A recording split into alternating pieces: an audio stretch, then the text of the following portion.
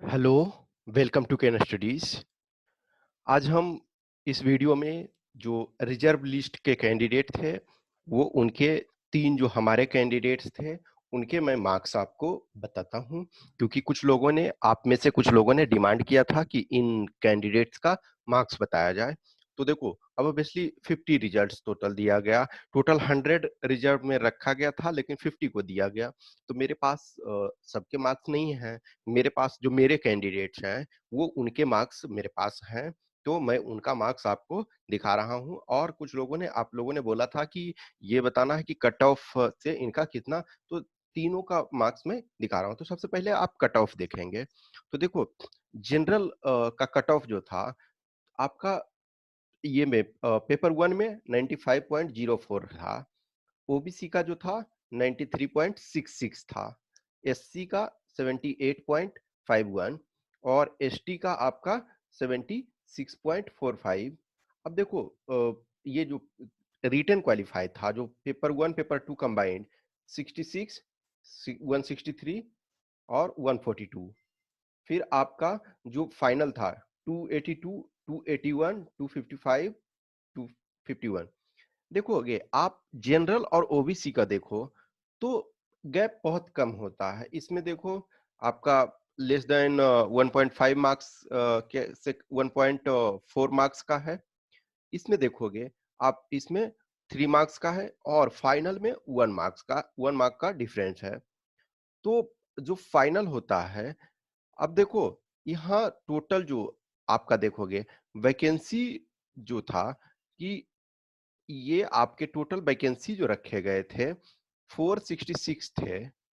लेकिन जो vacancy recommend हुए, वो टोटल रिकमेंडेशन हुआ था 457, और एक्स सर्विस कैंडिडेट्स को मिला करके, और एक्स सर्विस कैंडिडेट को छोड़ करके 407 वैकेंसी फुलफिल किए गए थे। अब देखो, रिजर्व लिस्ट में 100 का रखा गया था, जिसमें से अभी जो आया, कितने आया, 50 का आया। तो 50 का रिजल्ट दिया गया। तो ये आपके कट ऑफ ये हैं। और देखोगे तो जो 3 कैंडिडेट हमारे पास हैं, तो एक जनरल में है, एक ओबीसी में और एक एससी का कैंडिडेट है। देखो, ये रक्षा राम मिश्रा, इसका जो रिजर्व लिस्ट में है, 6th रैंक है रिजर्व लिस्ट में। टोटल 50 रिजर्व लिस्ट में दिया गया, तो उसमें इनका जो रैंक है वो 6th रैंक है। तो इसका देखो, पेपर वन में 119.83 था, पेपर टू में 71, तो रिटेन में टोटल हो गया आपका 191। और पर्सनालिटी टेस्ट में जो आपका है 90 है, तो 281। 282 चाहिए था नॉर्मल में जो कट ऑफ था, लेकिन 281 तो इनका जो बेटिंग लिस्ट में क्लियर हो गया। नेक्स्ट देखो, ये अजीत वर्मा, ये ओबीसी का कैंडिडेट है।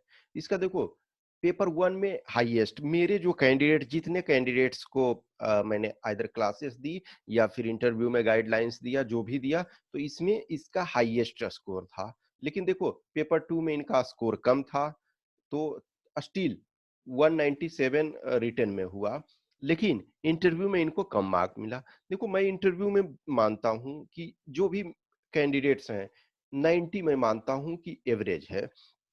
आपके 90 से लेकर के 95 तक एवरेज आना चाहिए। 90 से कम आ रहा है, इसका मतलब है कि आपको सही सही आपने परफॉर्म नहीं किया। 100 या 100 से ऊपर जिनका है, तो उनका एक्सीलेंट मानता हूँ। जैसे एक मेरा कैंडिडेट भानु प्रताप था, 101 इंटरव्यू में मिला, बट स्टिल नहीं हो पाया, क्योंकि उसका कारण था कि पेपर टू में उसके मार्क कम थे। लेकिन फिर से वो रिटर्न 2019 में क्वालिफाई कर गया है, तो मोस्ट प्रोबेबली चांसेस है कि इस टाइम हो जाए। तो 90 से कम यदि इंटरव्यू में मिला है, तो मैं मानता हूं कम है। तो इनका देखो 280 आया, लेकिन जो ओबीसी का है वो 281 था, तो इनका भी 1 मार्क्स जो कम हो रहा था। तीसरा देखो, ये एससी कैंडिडेट था, तो इसका पेपर वन में कम आया, बहुत कम आया। तो चूंकि ओबीसी, ये एससी के लिए क्या था, 78.51 कट ऑफ था, इसका 85.39। लेकिन देखो, पेपर वन पेपर टू में ये तीनों कैंडिडेट में इसका अधिक आया। इंटरव्यू में भी 87 आया, तो 87 चलो ऑन एन एवरेज 90 से थोड़ा सा कम है, तो बट स्टिल थोड़ा सा और चाहिए था। अब देखो इसका 254 यानी कि 255 कट ऑफ था एससी के लिए और 254 था। यानी जो ये तीन कैंडिडेट हमारे थे, ये जो तीन थे, उनका 1 मार्क्स से रह गया था। एक आप चीज देखोगे, कहीं भी मार्जिनल जो मार्क्स होते हैं, मार्जिन पे, यानी कि जो लास्ट पे होते हैं, मेजोरिटी कैंडिडेट्स जो होते हैं, मैक्सिमम कहने का मतलब है कि बहुत सारे जो लार्ज नंबर ऑफ कैंडिडेट होते हैं, उनके मार्क्स जो होते हैं वो आपके बॉर्डर पे ही होते हैं।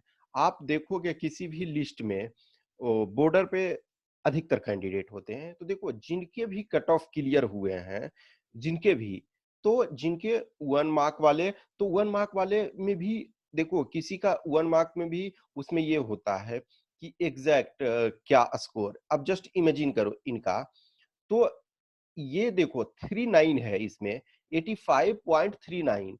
अब इसको ऐड करोगे तो 167 पॉइंट एक्चुअल में 39 होना चाहिए। अब देखो कट ऑफ यहाँ डिफरेंस होता है। देखो एक्चुअल में ये 50 से अधिक ये हुआ होता है, यहाँ 51 हुआ होता, तब इनको 255 वहीं दे दिया जाता। लेकिन चूंकि कम है, तो इसका मतलब देखो यहाँ मायने रखता है पॉइंट का। ये आप यहाँ देखोगे कि पॉइंट पॉइंट का भी मार्क्स का मायने, तो इसका देखो 167.39 था, यानी कि आपका 0.61 से इनका कम हो रहा था। तो ऑब्वियसली बात है, कुछ कैंडिडेट होंगे, हो सकता है 254 वाले ही, लेकिन किसी का पता चला कि इसका 167 ये आ गया इसमें, तो 254 पॉइंट यानी कि 39 होना चाहिए। अब हो सकता है कोई कैंडिडेट ऐसे होंगे 250 एससी में और उनका 38, तब भी इसको प्रायोरिटी मिलेगा। ये डिफरेंस आप इस कैंडिडेट का देखो, तो आपका ये देखोगे तो 98, इसका मतलब है कि ये इनका जो एक्चुअल है 279.98, चूंकि 98 क्लोज में है तो आपको ये रखा गया। अब मान के चलो कि कोई कैंडिडेट होता जिसका 280.3 भी रहता या 03 भी रहता, तो उसको प्रायोरिटी दिया जाता। इस कैंडिडेट का भी देखो सेम सिचुएशन आपका, तो 191 एक्चुअल में ये जो है इसका भी, इसका क्या है 280.83।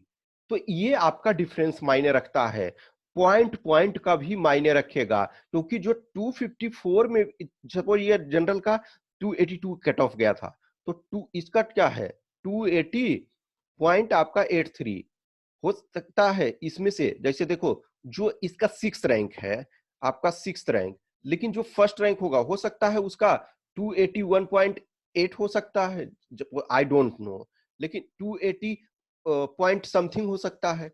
तो उस ढंग से आपका पॉइंट पॉइंट बहुत मायने रखता है। जो आप सीरियस नहीं होते हो, ये लगता है हर क्वेश्चन ऑब्जेक्टिव में एक एक क्वेश्चन आपका मायने रखता है। एक क्वेश्चन आपका एक्स्ट्रा सही हो गया, एक क्वेश्चन या फिर एक क्वेश्चन एक्स्ट्रा, जस्ट इमेजिन करो एक क्वेश्चन आपका सही होता है, एक क्वेश्चन सही हुआ तो आपको 2 मार्क मिल गया, 2 मार्क्स। एक क्वेश्चन गलत हो गया तो क्या है आपका 0.67 मार्क्स आपके जा रहे हैं, माइनस में हो रहे हैं। जस्ट इमेजिन करो कि ये इसके सही जितने थे उतने हुए होते, या एक क्वेश्चन एक्स्ट्रा गलत हो गया होता गेम से बाहर, ऑब्जेक्टिव में एक क्वेश्चन एक्स्ट्रा सही हो गए होते, तो बेटिंग लिस्ट में आने की जरूरत नहीं होती। प्रॉपर जो लिस्ट तब रिजल्ट के टाइम में बना था 2 अगस्त 2019 को, उस समय बन गया हुआ होता। तो आप कभी भी इग्नोर ना करें। कुछ लोग कैंडिडेट होते हैं, वो सोचते हैं ना, अच्छा टेस्ट है या कुछ है, चलो लास्ट के 1 महीने में कर लूंगा। ये तब आपको रियलाइज होगा ना जब आप मार्क्स देखोगे, आप रियल मार्क्स देखोगे, तब आपको पता चलेगा कि क्या प्रॉब्लम होता है।